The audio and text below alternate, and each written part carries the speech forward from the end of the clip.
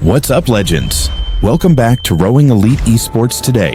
We'll deep dive into the incredible Kishen densetsu skins, Franco, Lunox, Lancelot, Angela, and Carrie. But do you know the full, epic, and tragic story behind them? This isn't just about cool effects. This is about a forgotten world of gods, demons, and samurai. So grab your snacks, get comfortable, and get ready for a deep dive. By the end of this video, you will understand the entire lore, from Franco's betrayal to Lancelot's destiny. This is the full story of the Kishen densetsu universe, all in one place. Let's start from the very beginning. Our story is set in a mythical version of feudal Japan, specifically in the state of Hokkaido during the Sengoku era. This is a time of civil war, a time when powerful warlords fought to unite the country. The most formidable of these was Lord Franco, a brilliant strategist known as the Tao Lord of Hokkaido. His ambition was to end the era of chaos. He was just one step away, stationed with his army at the Gurenji Temple, waiting for his allies. But that night, destiny turned against him. He was betrayed by his most trusted followers and attacked by his supposed allies. Franco and his entire army were annihilated. His most loyal general, a young man named Diroth, sacrificed his own life trying to save Franco, but it was all in vain. Franco's story, however, did not end with his death. His rage, ambition, and burning desire for revenge were so powerful that they defied mortality. He descended to Yomi, the land of the dead. There he was confronted by Shura Shikura, the yokai leader who ruled over this hellscape. Franco fought and was knocked down, but his willpower was unbreakable. He stood up every single time, fighting with a fury born of betrayal. In a brutal showdown, Franco defeated Shura and took his power. Franco's unwavering will caught the attention of the goddess of the underworld, Izanami. She granted him a chance to return to the world of the living, but as the new king of hell.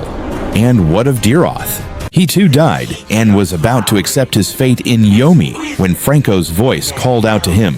With his new power, Franco raised his hand and called for Diroth. Diroth's body underwent a shocking transformation. His white skin became a fiery crimson, and horns, claws, and a tail erupted from his body. Diroth swore to serve his master Franco even in hell, and to seek vengeance for their shared betrayal. The fates of Franco and Diroth are intertwined with Lunox. She was a foundling, a baby girl abandoned at the doorstep of the Kikyo house in Hokkaido. She was adopted and named Lunox. 3 years later, the mistress of the house gave birth to her own son, Diroth. From that moment on, Lunox and Diroth were inseparable, and she promised to protect her younger brother. From a young age, Lunox could hear spiritual voices. The voices warned her that one day she and Diroth would be parted. When she was 11, she was sent to a shrine to become a maiden. On her journey, she heard the voice again, but this time it revealed that it was her other half. Years passed. Lunox received news that Diroth had died serving Lord Franco. Overwhelmed with grief, her tears were the only warmth she had, but her mourning was cut short. The yokai army, now led by the revived Franco and Diroth, was wreaking havoc on the human world. Urged by the high priest, Lunox traveled to the sacred Hokkaido shrine to activate the Mandala Circle, a divine artifact that protected the human world from the underworld. As she performed the ritual, the two powerful Magatamas on the altar poured light into her. She was transported to a spiritual space where she met her other self. The figure told her to forsake her humanity and accept her power. In that moment, Lunox merged with her other half, sacrificing her human self to become the divine goddess of the sun and moon, the living embodiment of the Mandala Circle. Now, let's look at the unlikely allies who would stand against the coming darkness. First, we have Lancelot, the kitsune. In this lore, he is not a human swordsman, but an ancient kitsune, a powerful fox spirit who has wandered the world for centuries, feeling lost and without purpose. One day, he came across a battlefield. Neither life nor death will sway my resolve! And after being wounded, he collapsed at the doorstep of the Shinonome Shrine. This is where he met Angela, a beautiful and kind shrine maiden, but she suffered from an unknown illness that confined her to the shrine.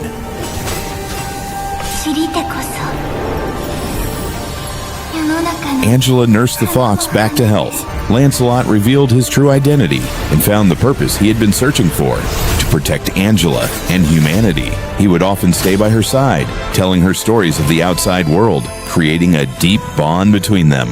But Angela's life was tragically short. When she passed away, her father, in a final act of love and power, imbued her soul into the shrine's doll, giving her a new life. And Lancelot, his resolve hardened by this loss and rebirth, swore to protect her and the human world. There's one more crucial player in this story, Carrie. She was born a warrior, but her family forced her to become a shrine maiden at the Nizan Shrine. She wanted to fight, not pray, so she fled. During her wanderings, she met Lancelot by chance. They shared a few drinks, and a brief but close friendship was formed. However, their paths diverged. Carrie was recruited by Lord Franco and became one of his most loyal and skilled warriors. She fought for him, remaining by his side until his final betrayed breath. During her service, while attacking the Shinonome Shrine, she was gravely injured. It was Angela, the Shrine Maiden, who saved her life. Carrie was so touched that she made a solemn promise. When she conquered the shrine, no harm would come to it. Fast forward to the present. Franco has returned as the King of Hell, and Carrie was also reborn. Her loyalty to her liege remains absolute, even in death. As Franco and Diroth marched to the Hokkaido Shrine, Carrie was leading her own army to the Shinonome Shrine, fated to meet her old friends again. Now, all the pieces are in place. The ultimate confrontation begins. At the Hokkaido Shrine, Franco and Diroth stand before the Mandala Circle, ready to destroy it and merge the human and underworlds. But they are met by Lunix, now the new divine goddess, fully in command of her power. Franco, seeing her overwhelming divinity and realizing the circle is no longer a physical object but a living being, orders a tactical retreat. But the battle continues elsewhere. At the Shinonome Shrine, Carrie leads her forces, determined to destroy the second Mandala Circle. There, she is met by Lancelot and the now living doll, Angela. I've come to hear your answer.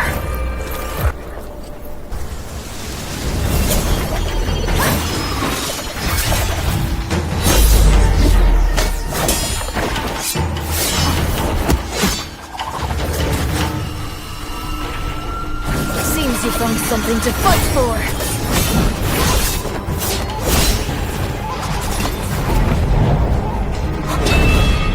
And you? Do you slaughter in the name of justice? This is the ultimate conflict of this story. Former friends on opposite sides of a war. Lancelot with his newfound purpose, fighting for the very humanity Carrie now seeks to destroy out of loyalty to her dead master. The full, detailed lore of the Kishen Densetsu universe. It's a tale of betrayal, redemption, and the unbreakable bonds of loyalty and friendship.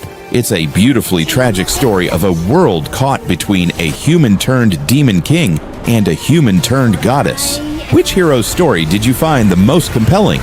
Let me know in the comments below. If you enjoyed this deep dive, don't forget to like this video, subscribe for more Mobile Legends content, and hit that notification bell. Thanks for watching, and I'll see you in the Land of Dawn. Peace out.